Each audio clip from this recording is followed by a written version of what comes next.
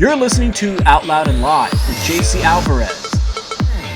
Quantum Leap, the popular sci-fi hit from the late 80s, is back in a primetime sequel, starring Raymond Lee as Dr. Ben Song, traveling the timelines. And Ernie Hudson plays the director of the project that has our heroes swapping in a new identity every week. Now, in its second season on NBC, the series is moving at a fast pace in a 2-hour season finale that has our heroes facing all kinds of new challenges. Congratulations on the success of Quantum Leap. Yeah, great to meet you too, and thank you. It's a good time. I mean, what must it be like for you to be jumping into like one of the most beloved sci-fi franchises ever in television? The original was so iconic, and I was a big fan of the original show. The show that came before us and how it touched so many people's lives, and it's really neat. It's not lost on me every single day.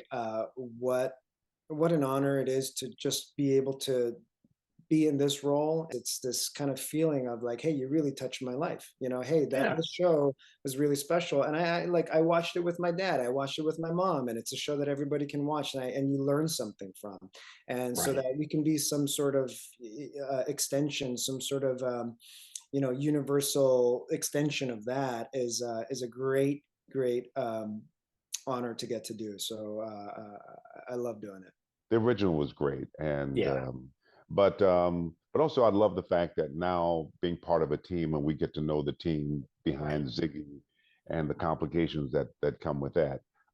It gives another dimension too. But I really attribute a lot to Raymond Lee. I just think he's such an everyman. Yeah. I can't imagine anyone not being able to relate to Raymond. He's just such a wonderful spirit. Yeah. We're just hoping we can, just honor it. Absolutely. Yeah. I mean, it's such a legacy, and you guys are now perpetuating this brand new legacy and kind of moving in a new direction.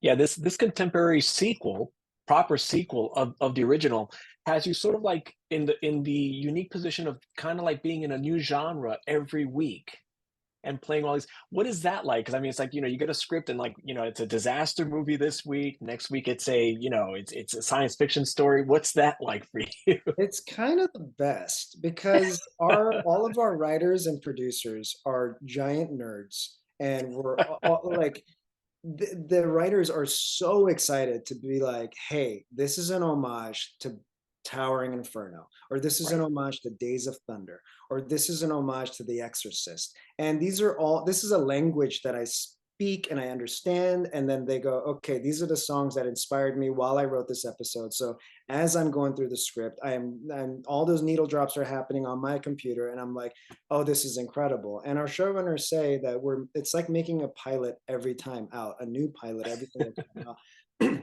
And while it doesn't feel that way exactly, because I know the through line of the story, I get it, because tonally we have to create a world that exists for us Right. to jump into. And our guest stars a lot of times are the main stars of the show. So I have to find a way to fit into their story and their time period, especially if they're playing the period and the character really specific. I can't, I have to bend. Um, so it's great. It's a great challenge every time out. It's just a great exercise in getting to utilize my entire skill set. Yeah, and also the best part, and to your writers, you always find a way of finding some really really major heart, some Mhm. emotion in these stories. There's always sort of like good science fiction. There's a morality part of it that is sort of like touchstones on social issues, or even something that just makes you feel good, which is that's not common in TV today. It's always very bleak. Yeah,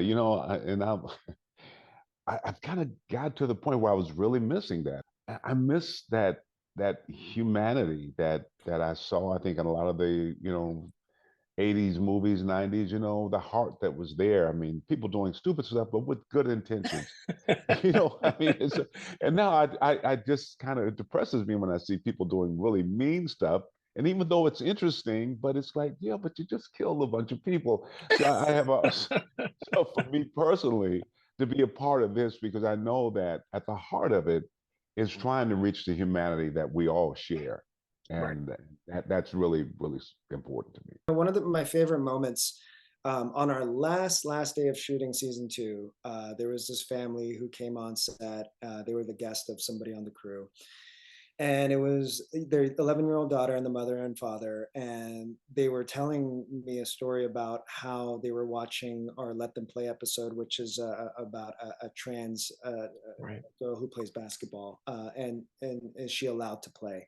And they had a moment where they paused the television show as a family to discuss this particular topic and to ask, what would you do in this situation? So not only are we a show that is entertaining, it's great that it can be allegorical. It's great that there can be teaching moments throughout. Yeah. And I love just the idea, the image of seeing a family huddled around a television or any screen, and to experience something together. And this nowadays, everybody's watching everything separately on their own devices. So that's really Right. neat. It's an experience that Yeah. we're creating, and I love hearing that. Absolutely. It's destination television, and you do have the 2-hour season finale coming up.